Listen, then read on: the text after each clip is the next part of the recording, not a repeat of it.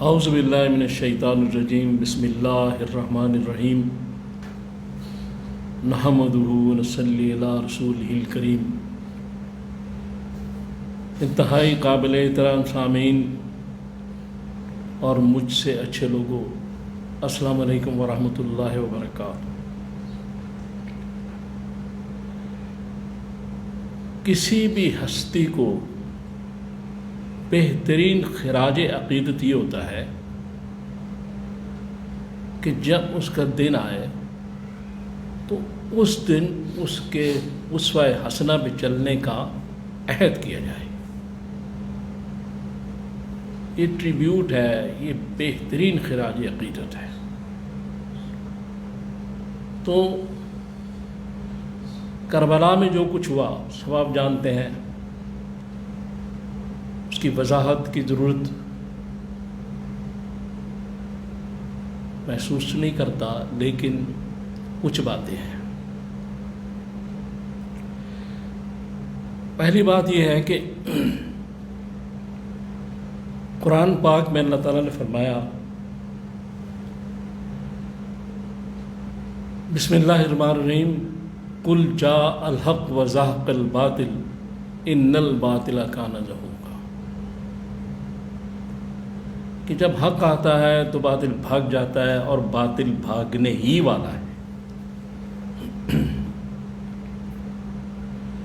تو اس میں جب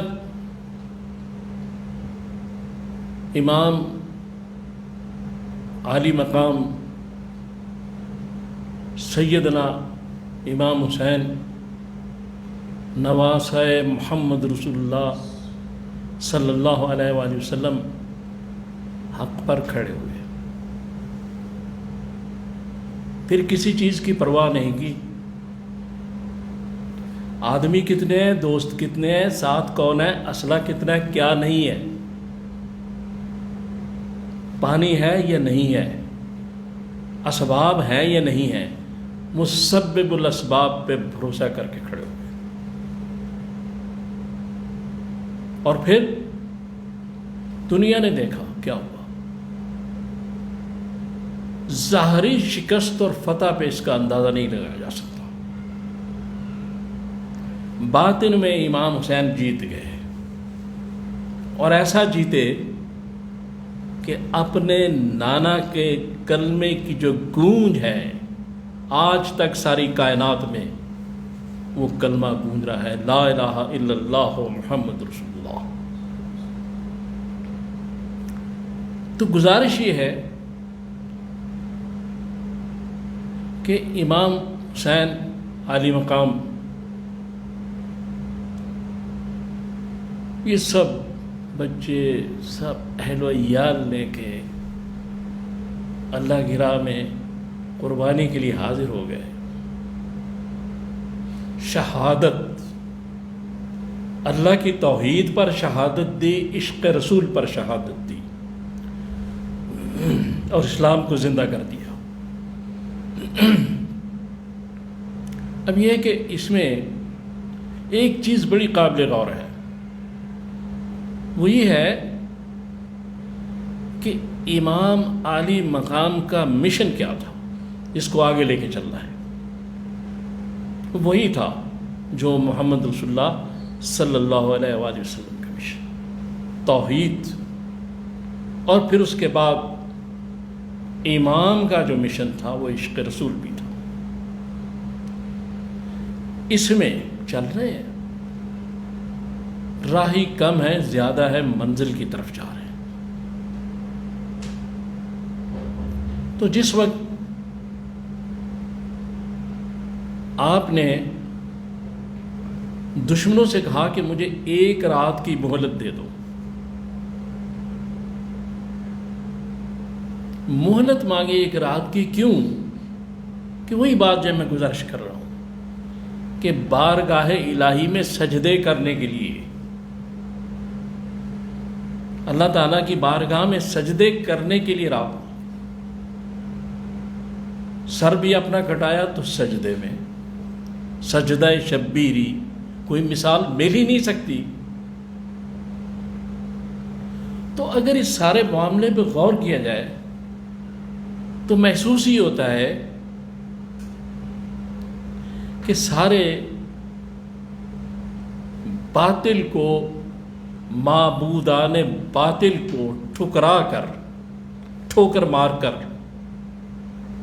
بارگاہ حق میں سجدہ ریز ہو جانا، بغیر کسی مال جان پرواہ کے بغیر، یہی حسینیت ہے۔ اور اس کے بعد امام عالی مقام نے سبق دیا ہمیں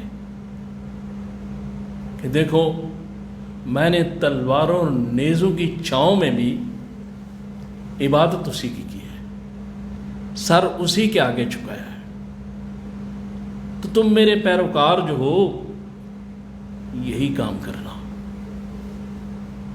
توحید اور عشق رسول یہ نہ چھوڑنا، کیونکہ میں نے اس کے لیے بہت بڑی قربانی دی ہے۔ میں نے لا الہ الا اللہ جو ہے اس کو ایک دفعہ پھر رواں دواں کر دیا ہے۔ اس لیے اگر ہم یہ سمجھتے ہیں کہ ان کا نام لینا ہے، ان کا ذکر کرنا ہے، ان کا دن منانا ہے، تو پھر ان کے مشن کو دیکھنا پڑے گا، ان کے اسوہ حسنہ کی طرف جانا پڑے گا۔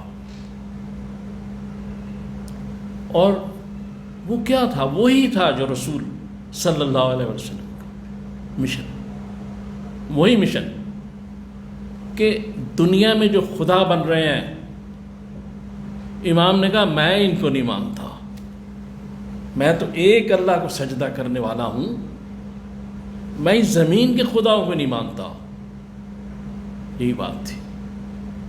اور آخر میں یہ کہنا چاہتا ہوں کہ امام نے ایک اتمام حجت کے تحت اپنا تعارف بھی کرایا یزید کی فوج کو، کہ شاید یہ کل کو کہیں کہ ہمیں تو پتہ نہیں کہ ہمارے مقابلے میں کون تھا۔ تو تعارف کو میں نے 2 شعر میرے ہیں، ذرا سن لیجیے اس تعارف کے بارے میں کہ آپ نے کیا فرمایا، اس کے مفہوم۔ آپ نے کہا نواسائے رسول ہوں، اثاثائے بطول ہوں، تم جانتے ہو دشمنوں میں کس چمن کا پھول ہوں، تم موت کا پیام ہو میں زندگی کا نام ہوں، تم وقت کے غلام ہو میں وقت کا امام ہوں۔ پھر بھی اگر نہیں سمجھتے کیا کیا جائے؟ اللہ میرا آپ کا حافظ و ناصر۔